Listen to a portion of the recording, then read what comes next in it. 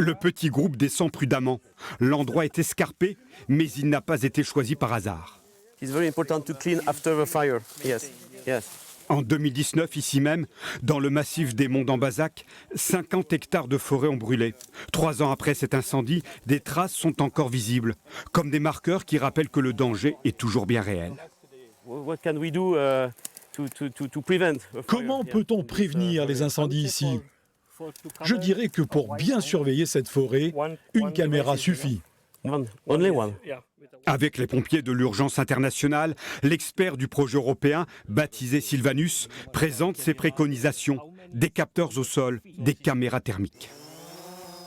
Sans oublier des drones directement reliés à un centre chargé d'alerter les secours. Ce genre de drone Phantom 4 pour faire de la cartographie et de la modélisation 3D. Et ce genre de drone pour faire d'autres missions de reconnaissance avec une caméra thermique qui nous permet de faire des reconnaissances plus poussées, notamment en feu de forêt. Un peu plus haut, une autre forêt de châtaigniers et de résineux, également incendiée à l'époque. Depuis, la végétation a repoussé. Le drone va aider à calculer les risques d'incendie. C'est un outil indispensable pour la prévention et la surveillance des forêts.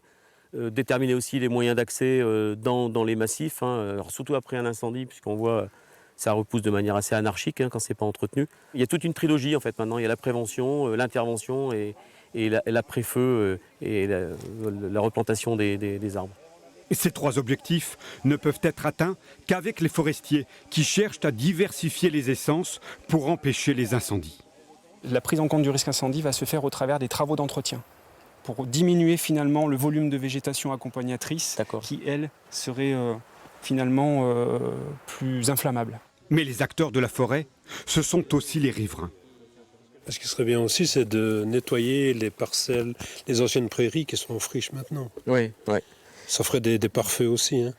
Oui, les Parce que moi, pare-feux j'essaie de le faire un petit peu ici, mais bon, il y a plein de parcelles là-haut qui sont complètement en friche partout. Hein.